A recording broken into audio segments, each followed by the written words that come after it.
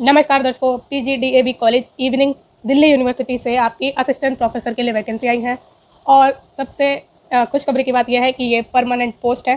ठीक है, कोई एडॉक बेसिस पे नहीं है, कोई आपकी गेस्ट बेसिस पे नहीं है, परमानेंट है इस कॉलेज में। और इसके लिए आपको क्या एलिजिबिलिटी चाहिए, इसमें एक API स्कोर भी होता है जिसमें आपको अपना एकेडमिक स्कोर बनाना होता है। API का मतलब है ही ये कि एकेडमिक परफॉर्मेंस इंडेक्स। तो API स्कोर आपका 100 के स्केल पर होगा। ठीक है, 100 पॉइंट में से आपको अपने जो आपकी ग्रेजुएशन है, आपकी पोस्ट ग्रेजुएशन है, उसमें आपको नंबर दिए जाएंगे। तो वो 100 में से आपके जितने ज़्यादा नंबर होंगे उतने आपके चांस ज़्यादा होंगे अपॉइंट होने के। ठीक है, तो इसमें इंटरव्यू आपका होगा, कोई एग्ज़ाम भी नहीं होगा। सबसे पहले चलते हैं हम इसकी वैकेंसीज़ की डिटेल पर। ठीक है, तो आ गए हम यहाँ पर। ठीक है, तो 3 डिपार्टमेंट है इसमें आपके, टोटल आपकी 5 वैकेंसीज़ है। सबसे पहला डिपार्टमेंट जो है आपका वो है कॉमर्स का, जिसमें टोटल 1 वैकेंसी है और वो आपकी OBC के लिए है।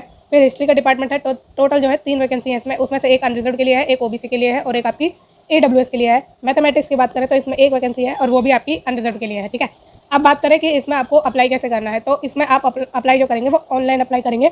उसकी वेबसाइट ये है। ठीक है, ये आपको इस वीडियो के डिस्क्रिप्शन बॉक्स में मिल जाएगी, वहाँ पर जाकर आप डायरेक्टली अप्लाई कर सकते हैं। ठीक है, अब कब तक अप्लाई करना है, तो 20 नवंबर तक इसमें आपको अप्लाई कर देना है, उससे लेट नहीं होगा आपका अप्लाई।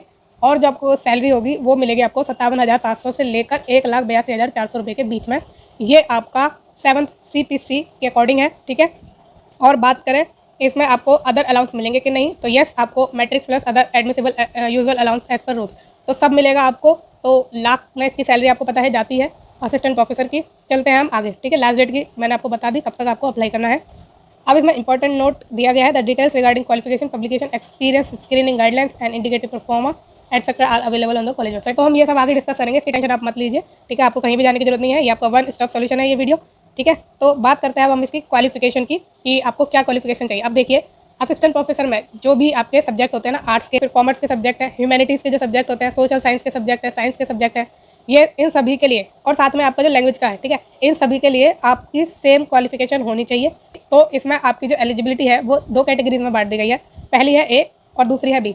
तो आपके पास या तो A कैटेगरी वाली क्वालिफिकेशन होनी चाहिए या फिर B कैटेगरी वाली क्वालिफिकेशन होनी चाहिए, एक आपके पास होना मस्ट है। तो सबसे पहले हम बात करते हैं A कैटेगरी की क्वालिफिकेशन की। तो आपके पास मास्टर डिग्री हो विद 55% मार्क्स, आपने 55% मार्क्स के साथ अपनी मास्टर की हो कंसर्न सब्जेक्ट में, ठीक है, रेलिवेंट सब्जेक्ट में या फिर अलाइड सब्जेक्ट में, और वो आपकी इंडियन यूनिवर्सिटी या इक्वलेंट कोई डिग्री आपने ली है तो एक्रेडिट फॉरेन यूनिवर्सिटी होनी चाहिए। ठीक है, समझ गया, तो आपकी रिकॉग्नाइज्ड यूनिवर्सिटी हो, सिंपल सी बात ये है। और अगर आपके परसेंटेज में मार्क्स नहीं है, ग्रेडिंग में है, तो वो आपके इक्वलेंट होने चाहिए 55% मार्क्स के। और जिस भी क्राइटेरिया को वो फॉलो करते हैं ग्रेड को परसेंटेज में कन्वर्ट करने के लिए, वो फॉलो आप करेंगे और अपनी परसेंटेज उसमें बताएंगे फॉर्म में। ठीक है, अब आगे बात करें तो आपका ये A कैटेगरी का पहले क्वालिफिकेशन थी। ठीक है, A कैटेगरी की आपकी ये पहली क्वालिफिकेशन थी। दूसरी की बात करें हम तो आपके पास ये मास्टर डिग्री होने के अलावा आपने नेट क्लियर किया हुआ हो, जो कि या तो UGC से कंडक्ट कराया गया हो या CSIR द्वारा कंडक्ट कराया गया हो। ठीक है, फिर अगर आपके पास ये A कैटेगरी वाली क्वालिफिकेशन नहीं है, ठीक है, तो आपके पास B कैटेगरी वाली क्वालिफिकेशन होनी चाहिए, जिसमें आपके पास PhD डिग्री हो, जो कि आपने अगर फॉरेन यूनिवर्सिटी से या इंस्टीट्यूशन से की है, और वो जो इंस्टीट्यूशन है वो आपका रैंक करना चाहिए टॉप 500 में और वर्ल्ड यूनिवर्सिटी में। ठीक है, वर्ल्ड यूनिवर्सिटी की रैंकिंग में आपकी टॉप 500 में यूनिवर्सिटी या इंस्टीट्यूशन आना चाहिए जहाँ से भी आपने अपनी PhD डिग्री की हुई है। और वो जो रैंकिंग है वो किसी भी टाइम की आपकी चल सकती है, आपके एडमिशन लेने से पहले या आपके एडमिशन लेने के बाद। और वो जो आपकी रैंकिंग है वो 3 इंस्टीट्यूट है या ऑर्गेनाइजेशन है उनके द्वारा जारी की जानी चाहिए, और वो उनके नाम है आपके क्विकली असाइनमेंट यानी QS, the Times Higher Education THE, और या the academic ranking of world university ARWU of the Shanghai Jiaotong university Shanghai. ठीक है, तो इन तीनों में से किसी एक के द्वारा आपकी यूनिवर्सिटी की रैंकिंग जारी की हुई होनी चाहिए। ठीक है, अब आप ये दोनों क्वालिफिकेशन समझ गए होंगे क्लियरली। अगर फिर भी कोई डाउट है तो आप मुझसे कमेंट द्वारा पूछ सकते हैं या मेरे सोशल मीडिया हैंडल्स पर भी आप मुझसे जुड़ सकते हैं। फिर नेक्स्ट चलते हैं हम आगे। क्वालिफिकेशन की तो हमने बात कर ली। ठीक है, अब बात करें हम आगे कि आपका API स्कोर इसमें कैसे बनेगा, स्क्रीनिंग में आपके क्या नंबर बन सकते हैं, आप खुद भी इसमें कैलकुलेट आराम से कर सकते हैं। Criteria for evaluation of candidate for determining there eligibility for their shortlisting for the interview. तो इंटरव्यू के लिए जो शॉर्टलिस्ट किया जाएगा वो API स्कोर के द्वारा किया जाएगा, के हिसाब से किया जाएगा। अब मैंने आपको पहले ही बताया कि 100 पॉइंट के स्केल पर आपका जो है इसमें इंटरव्यू के लिए सिलेक्शन होगा। ठीक है, distribution of marks will be as follows. तो कैसे मार्क्स मिलेंगे आपको, हम उसकी अब चर्चा कर लेते हैं। फिर जो आपकी ग्रेजुएशन है, ठीक है, अब हम आ गए API के क्राइटेरिया पर कि कैसे कैसे आपको नंबर इसमें मिलेंगे। अब आपने ग्रेजुएशन की है और ग्रेजुएशन में आपके 80% से ज़्यादा मार्क्स है, तो आपको इसमें 21 पॉइंट मिल जाएंगे। अगर आपके ग्रेजुएशन में 60% से 80% के बीच में मार्क्स हैं तो 19 पॉइंट आपको मिलेंगे, और अगर आपके 55 से 60% के बीच में है तो 16 पॉइंट आपको इसमें मिलेंगे। फिर लास्ट में है कि अगर आपके 45% से यानी 45% से 55% के बीच में मार्क्स हैं तो आपको 10 पॉइंट मिलेंगे, ठीक है। फिर आते हैं पोस्ट ग्रेजुएशन पर। पोस्ट ग्रेजुएशन के लिए आपको 80% से ऊपर मार्क्स हैं तो आपको 25 का पॉइंट मिलेगा, ठीक है। फिर 60% से 80% के बीच में मार्क्स हैं तो 23 के पॉइंट मिलेंगे। और अगर आप जनरल कैटेगरी से बिलोंग करते हैं और आपके 55% से 60% के बीच में मार्क्स हैं, पोस्ट ग्रेजुएशन की बात हो रही है, तो आपको 20 पॉइंट मिलेंगे। और अगर आप SC ST OBC या PWD से बिलोंग करते हैं और आपके पोस्ट ग्रेजुएशन में मार्क्स 50% से 60% के बीच में है तो आपको 20 पॉइंट मिलेंगे, ठीक है। इसमें 5% का रिलैक्सेशन दिया गया है SC ST OBC और PWD को, ठीक है। अब बात करें हम नेक्स्ट डिग्री की, तो MPhil किया है आपने या MTech किया है या LLM किया है, M.Ed किया है या फिर कोई इक्विवेलेंट डिग्री ली है और उसमें आपके 60% से अबव मार्क्स है तो उसमें आपको 7 का पॉइंट मिलेगा।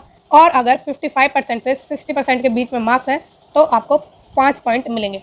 फिर नेक्स्ट डिग्री आपकी PhD की है, उसमें अगर आपने PhD डिग्री की है तो इसमें कोई आपका परसेंटेज का बार नहीं दिया गया है। सिंपली अगर आपने PhD की है तो आपको 25 पॉइंट मिल जाएंगे। नेट किया है आपने JRF के साथ तो आपको 10 पॉइंट मिल जाएंगे, और सिर्फ नेट किया है तो 8 पॉइंट मिल जाएंगे। फिर नेक्स्ट हम बात करें रिसर्च पब्लिकेशन की, तो जिन भी कैंडिडेट ने रिसर्च किए हैं, ठीक है, रिसर्च पेपर पब्लिश किए हैं और वो लिस्टेड होने चाहिए आपके पीयर रिव्यूड या फिर UGC में, ठीक है, जर्नल्स आपके, उसके लिए आपको टोटल 6 पॉइंट मिल सकते हैं। और हर एक रिसर्च पब्लिकेशन के लिए आपको 2 मार्क्स मिलेंगे। मतलब आपने 3 अगर रिसर्च पब्लिकेशन किए हैं तो आपको 6 पॉइंट मिल जाएंगे, 2 रिसर्च पब्लिकेशन किए हैं तो आपको 4 पॉइंट मिल जाएंगे, और अगर 1 पब्लिकेशन किया है तो आपको 2 पॉइंट मिल जाएंगे। समझ में आ गया। अब चलते हैं नेक्स्ट। आपका जो टीचिंग है या पोस्ट डॉक्टोरल एक्सपीरियंस है उसके लिए आपको टोटल 10 पॉइंट मिल सकते हैं, और हर एक साल के लिए आपको 2 मार्क्स मिलेंगे। कहने का मतलब ये है कि अगर आपने 5 साल अपना एक्सपीरियंस लिया है टीचिंग में, पोस्ट डॉक्टोरल एक्सपीरियंस लिया है तो आपको टोटल 10 पॉइंट मिल जाएंगे, ठीक है। अगर आपने 1 साल का एक्सपीरियंस लिया है तो आपको 2 पॉइंट मिल जाएंगे, 2 साल का एक्सपीरियंस लिया है तो 4 पॉइंट मिल जाएंगे, 3 साल का लिया है तो 6 पॉइंट मिल जाएंगे, 4 साल का लिया है तो 8 पॉइंट मिल जाएंगे। समझ में आ गया ये भी आपको, ठीक है। फिर अवार्ड्स की बात करें तो अवार्ड्स के लिए भी आपको इसमें पॉइंट मिल रहे हैं इंटरनेशनल या नेशनल लेवल पर, ठीक है। Award given by international organisation या फिर गवर्नमेंट ऑफ इंडिया या फिर government of India recognised national level bodies, और नेशनल लेवल बॉडीज जो हैं जो कि रिकॉग्नाइज होंगे गवर्नमेंट ऑफ इंडिया से, वो वहाँ से भी अगर आपको कोई अवार्ड मिला है तो आपको टोटल 3 पॉइंट में मिल जाएंगे। फिर स्टेट लेवल से अगर आपको कोई अवार्ड मिला है तो उसके लिए आपको 2 पॉइंट मिल जाएंगे। अब आपको API का पूरा क्राइटेरिया समझ में आ गया होगा कि कैसे कैसे आपको पॉइंट मिलेंगे और आपका स्कोर इसमें क्या बन रहा है। अब हम बात करते हैं आगे की, तो ये आपके नोट है MPhil MTech LLM भी वही इसमें API स्कोर का बताया गया है कि मैक्सिमम मार्क्स में 25 मिलेंगे आपको, JRF नेट के लिए 10, और ये सब मैंने आपको बताई दिया है, ठीक है। 100 पॉइंट का स्केल आपको इसमें होने वाला है। अब ये शॉर्ट लिस्टिंग जो स्क्रीनिंग कमेटी है आपकी, उसके मेंबर बताए गए हैं कि कौन कौन उसमें होंगे, तो ये हमारे लिए इंपॉर्टेंट नहीं है क्योंकि वो तो आपका इसमें स्कोर देखकर और आपकी एबिलिटी देखकर इसमें शॉर्ट लिस्ट करेंगे, आपका जो भी फॉर्म होगा उसको रीड करके, ठीक है। और अगर आपको फॉर्म भरने में कोई दिक्कत आ रही है तो आप मुझसे पूछ सकते हैं, ठीक है। और अगर चाहते हैं कि उसके लिए अलग से वीडियो बनाई जाए तो मुझे कमेंट में बता देना, उसके लिए भी आपके लिए वीडियो आ जाएगी, ठीक है। तो आप अपना आराम से समझ लेंगे कि आपको एप्लीकेशन फॉर्म कैसे भरना है। अब ये कुछ जनरल इंस्ट्रक्शंस दी गई हैं आपको कि इसमें आपकी फ़ीस भी लगेगी। तो fees for assistant professor is 500 रुपये फॉर अनरिजर्व OBC और EWS कैटेगरी। तो इन तीनों कैटेगरीज के लिए आपकी जो फीस है वो 500 रुपये की होगी, ठीक है। और no application fee will be charge from applicant from SC ST और PWD category and women applicants. तो जो भी SC ST और PWD और साथ में वुमेन कैंडिडेट हैं तो उनको कोई भी फीस नहीं देनी है, ठीक है। या तो SC है या ST है या PWD है या फिर वुमेन है, इनमें से कोई भी है, उनको फीस नहीं देनी है। Fees once paid will not be refunded, तो ये नॉन रिफंडेबल फीस आपसे ली जाएगी। बात करें आगे, और no application fee shall be charge from applicant who had applied for the post of assistant professor in department of history mathematics against our proceeding advertisement number. अच्छा, जो पहले मतलब अप्लाई कर चुके हैं ना, उनको भी कोई फीस नहीं देनी है। The applicant shall have to provide the relevant detail proof of his having applied for the post advertisement referred here, ठीक है।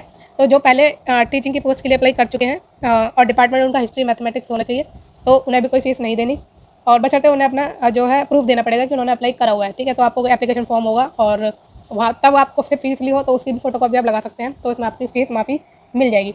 Application form have to be filled online mode, तो ऑनलाइन मोड में ही आपकी इसमें एप्लीकेशन जमा होनी है और ऑनलाइन देनी है फीस आपको। और बात करें हम आगे, रिजर्वेशन इसमें आपको मिलेगा as per the government rules, okay. Next बात करें तो अब इसमें बाकी कोई इंपॉर्टेंट चीज़ नहीं दी गई है। अच्छा, आप जब ये फॉर्म भर लेंगे, ठीक है, उसके लिए आपको उसके बाद आपको वेट करना पड़ेगा, ठीक है, कुछ दिन। और जो भी आपका डैशबोर्ड बनेगा अप्लाई करने के बाद आपका डैशबोर्ड बनकर तैयार हो जाता है। जैसे ही आप फॉर्म जमा करेंगे, जैसे ही आप अपना अकाउंट बनेंगे, तभी आपका डैशबोर्ड बनकर तैयार हो जाएगा। उसमें आपकी सारी डिटेल होंगी कि आपका एप्लीकेशन फॉर्म अब जमा हुआ है और एप्लीकेशन फॉर्म की लास्ट डेट ये है, स्क्रीनिंग कमेटी के ये रिमार्क्स है, जब रिजल्ट आ जाता है उसकी बात हो रही है, स्क्रीनिंग स्टेटस आता है कि आपका फॉर्म शॉर्टलिस्ट हुआ है या नहीं हुआ है, ठीक है। तो ये सब चीज़ें आती हैं, आप उसमें आराम से अपना रेगुलर बेसिस पर चेक करते रहिएगा, क्योंकि ऐसा होता है कि बच्चों को लगता है यार कुछ रिस्पॉन्स नहीं आ रहा, क्योंकि पता नहीं चलता उन्हें। तो सारे डैशबोर्ड में आपको क्लियरली दिखाई देगा। अगर आपको कोई दिक्कत होगी कि आप फॉर्म नहीं भर पा रहे या कुछ भी है, तो मुझसे कमेंट करके आप आराम से पूछ सकते हैं, ठीक है। तो इस वीडियो में इतना ही। अगर आपको ये वीडियो अच्छी लगी और फ्यूचर में आपको रेगुलरली जॉब्स के अपडेट्स चाहिए तो प्लीज़ इस चैनल को लाइक, शेयर और सब्सक्राइब जरूर करिएगा। Thank you so much.